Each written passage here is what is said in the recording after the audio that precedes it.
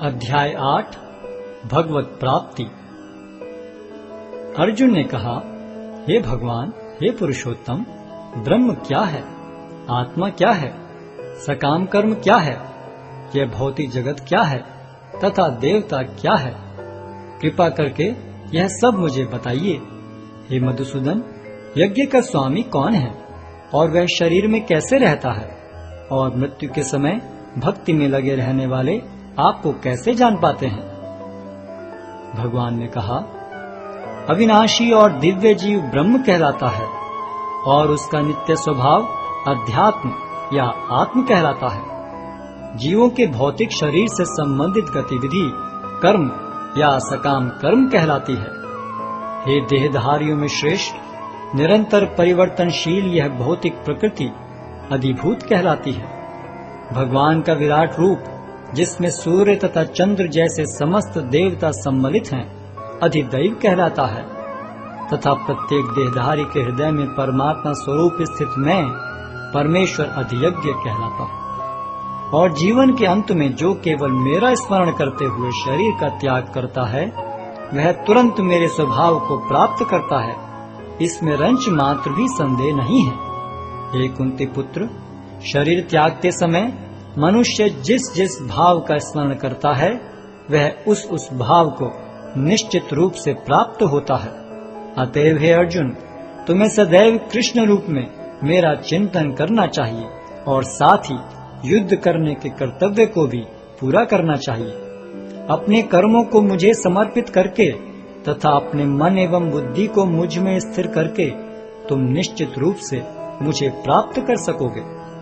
हे पार्थ, जो व्यक्ति मेरा स्मरण करने में अपना मन निरंतर लगाए रखकर अविचलित भाव से भगवान के रूप में मेरा ध्यान करता है, वह मुझको अवश्य ही प्राप्त होता है। मनुष्य को चाहिए कि परम पुरुष का ध्यान सर्वज्ञ, पुरातन, नियंता, लघुतम से भी लघुतर, प्रत्येक का पालन करता, समस्त भौतिक बुद्धि से परे, अचिंत्य तथा नित्य पुरुष के रूप में करे। वे सूर्य की भांति तेजवान हैं और इस भौतिक प्रकृति से परे दिव्य रूप है। मृत्यु के समय जो व्यक्ति अपने प्राण को भौं के मध्य स्थिर कर लेता है और योग शक्ति के द्वारा अविचलित मन से पूर्ण भक्ति के साथ परमेश्वर के स्मरण में अपने को लगाता है, वह निश्चित रूप से भगवान को प्राप्त होता है। जो वेदों के ज्ञाता हैं, जो ओंकार का उच्चारण करते हैं और जो संन्यास आश्रम के बड़े बड़े मुनि हैं, वे ब्रह्म में प्रवेश करते हैं। ऐसी सिद्धि की इच्छा करने वाले ब्रह्मचर्य व्रत का अभ्यास करते हैं। अब मैं तुम्हें वह विधि बताऊंगा जिससे कोई भी व्यक्ति मुक्ति लाभ कर सकता है। इस योगाभ्यास में स्थित होकर तथा अक्षरों के परम संयोग यानी ओंकार का उच्चारण करते हुए यदि कोई भगवान का चिंतन करता है और अपने शरीर का त्याग करता है, तो वह निश्चित रूप से आध्यात्मिक लोकों को जाता है। हे अर्जुन, जो अनन्य भाव से निरंतर मेरा स्मरण करता है, उसके लिए मैं सुलभ हूँ, क्योंकि वह मेरी भक्ति में प्रवृत्त रहता है।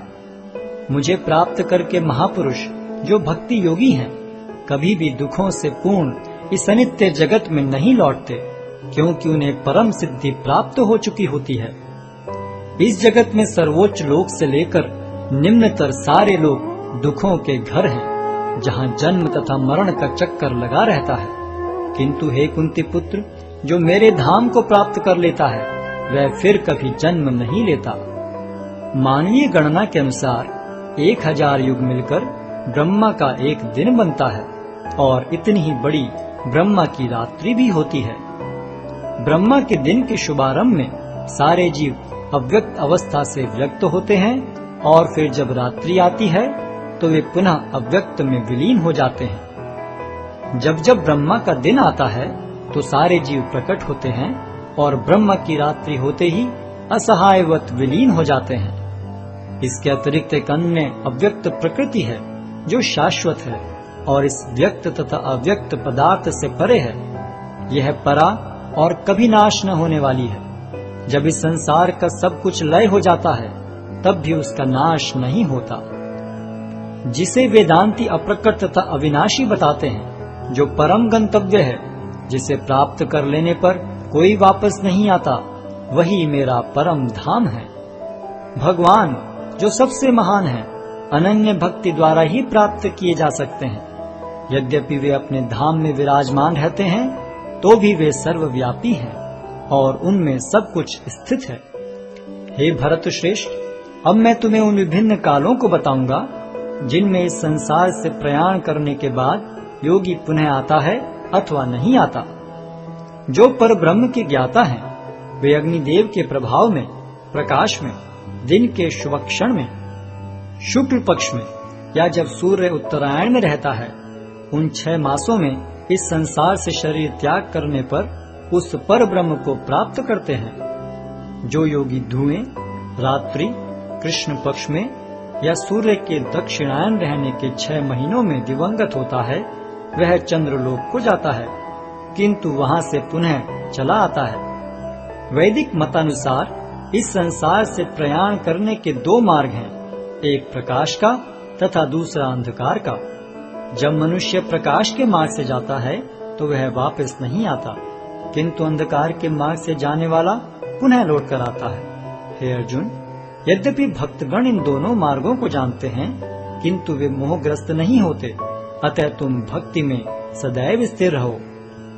जो व्यक्ति भक्ति मार्ग स्वीकार करता है, वह वेदाध्ययन, तपस्या, दान, दार्शनिक तथा सकाम कर्म करने से प्राप्त होने वाले फलों से वंचित नहीं होता। वह मात्र भक्ति संपन्न करके इन समस्त फलों की प्राप्ति करता है और अंत में परम नित्य धाम को प्राप्त होता है।